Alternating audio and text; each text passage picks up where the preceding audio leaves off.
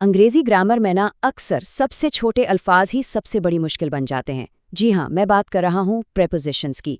ये वो छोटे छोटे अल्फाज हैं जो जुमलों को जोड़ते हैं, लेकिन सही लफ्ज़ चुनना किसी इम्तिहान से कम नहीं होता। तो आज हमने सोचा कि क्यों ना माजी के इम्तिहानी पर्चों से कुछ मुश्किल सवाल उठाएं और मिलकर प्रेपोजिशंस के इस कोड को तोड़ें। तो चलें देखते हैं कि आज हम क्या क्या समझने वाले हैं। हम शुरुआत करेंगे कुछ एब्स्ट्रैक्ट आइडिया से, जैसे किसी में अकल की कमी हो या कोई अपनी बात का पक्का हो। फिर हम देखेंगे कि किसी की हिमायत करने या किसी जगह पर बैठने के लिए कौन से प्रेपोजिशंस इस्तेमाल होते हैं। इसके बाद अफसोस और जल्दबाजी जैसे कॉन्सेप्ट्स को समझेंगे और आखिर में इन सबको मिलाकर एक ज़बरदस्त प्रेपोजिशन टूलकिट बनाएंगे। ठीक है, तो पहला मरहला, यहाँ हम ऐसे प्रेपोजिशंस की बात करेंगे जो उन चीज़ों के लिए इस्तेमाल होते हैं जिन्हें हम छू नहीं सकते, मतलब एब्स्ट्रैक्ट आइडियाज़, जैसे किसी खूबी का ना होना या किसी बात पर डटे रहना। चलें इसमें गहराई में चलते हैं। हमारा पहला सवाल है, Rabia is wanting dash wisdom. अब इस खाली जगह में फॉर, ऑन, टू या इनमें से क्या आएगा?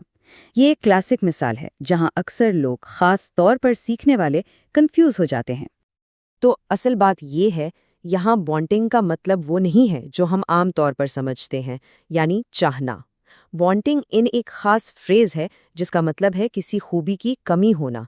ये थोड़ा फॉर्मल तरीका है कहने का, इसलिए सही जुमला होगा Rabia is wanting in wisdom, यानी राबिया में हिकमत की कमी है। चलें इसी तरह का एक और एब्स्ट्रैक्ट कॉन्सेप्ट देखते हैं, जो है वफादारी का। अगला जुमला है, he is true dash his words. अब सवाल ये है कि कोई अपने अल्फाज का पक्का होता है तो उसके लिए ऑन, टू, फॉर या विद में से क्या इस्तेमाल करेंगे? यहाँ ट्रू टू का इस्तेमाल ही सब कुछ है। इसका मतलब है किसी वादे, यकीन या असूल का वफादार रहना। आप असूलों के साथ या पर सच्चे नहीं होते, बल्कि उनसे वफादारी निभाते हैं। तो सही जवाब है he is true to his words. अच्छा, तो अब एब्स्ट्रैक्ट आइडियाज से हटकर ज़रा एक्शन और रिश्तों की दुनिया में आते हैं।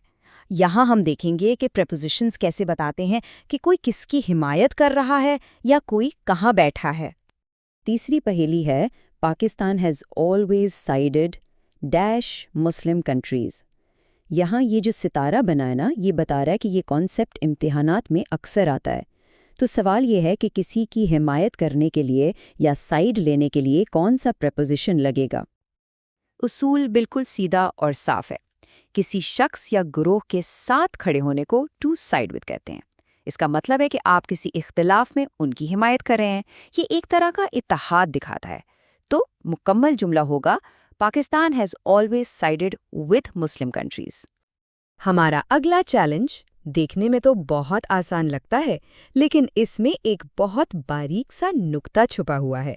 ये जगह के प्रेपोजिशंस के बारे में है। I will sit dash my desk. और यहीं पर एट और ऑन का फ़र्क समझ में आता है।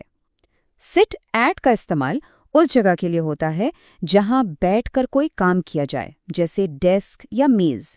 अगर हम कहें सिट ऑन, तो इसका मतलब होगा डेस्क के ऊपर ही बैठ जाना, जो कि आमतौर पर नहीं होता। इसलिए सही जवाब है I will sit at my desk. अब चलते हैं अपने आखिरी दो चैलेंजेस की तरफ। ये हिस्सा किसी काम की वजह और उसके तरीके के बारे में है, यानी प्रेपोजिशंस कैसे अफसोस और जल्दबाजी जैसी कैफियत को बयान करने में हमारी मदद करते हैं। पांचवा सवाल जज्बात की वजह बताने के बारे में है। I am sorry dash what I have done. अपने किए पर अफसोस का इजहार कैसे करेंगे? क्या यहाँ फॉर, एट, टू या इन आएगा? यहाँ जो की पॉइंट है वो ये है कि सॉरी फॉर का इस्तेमाल इस वजह या काम को बताने के लिए होता है जिस पर आपको अफसोस है। प्रेपोजिशन फॉर आपके अफसोस को उसकी वजह से जोड़ता है। इसलिए मुकम्मल और दुरुस्त जुमला है I am sorry for what I have done. और अब इस ग्रामर के इम्तिहान का आखिरी चैलेंज, ये उस तरीके के बारे में है जिससे कोई काम किया गया। The work was done dash haste, मतलब काम जल्दी में किया गया। तो यहाँ सही प्रेपोजिशन क्या होगा? ये दरअसल एक मुहावरा है, एक फिक्स्ड एक्सप्रेशन। इन हेस्ट का मतलब ही है कि कोई काम बहुत जल्दी या उजलत में किया गया। ये एक ऐसी तरकीब है जो हमेशा ऐसे ही इस्तेमाल होती है। تو ہمارا آخری درست جملہ ہے "The work was done in haste"۔ تو یہ تھے وہ 6 مشکل پریپوزیشنز جنہیں ہم نے کامیابی سے سمجھ لیا ہے۔ اب وقت ہے کہ ان سب معلومات کو اکٹھا کریں اور اپنی گرامر کی ٹول کٹ میں کچھ نئے اور کارآمد اوزار شامل کر لیں۔ چلیں ایک جلدی سے ریویو کرتے ہیں۔ وانٹنگ ان یعنی کسی خوبی کی کمی ہونا، ٹرو ٹو یعنی کسی چیز سے وفادار رہنا، سائیڈڈ ود کا مطلب ہے کسی کی حمایت کرنا، سٹ ایٹ یعنی ڈیسک یا میز پر بیٹھ کر کام کرنا، سوری فار کا مطلب ہے کسی کام پر افسوس ہونا، اور ان ہیسٹ یعنی کوئی کام جلد بازی میں کرنا۔ یہ 6 اصول اب اس ٹول کٹ کا حصہ ہے۔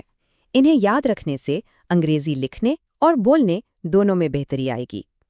اب سوال بس یہ ہے کہ انگریزی گرامر کی کون سی پہیلی ہے جسے ہمیں اگلی بار حل کرنا چاہیے۔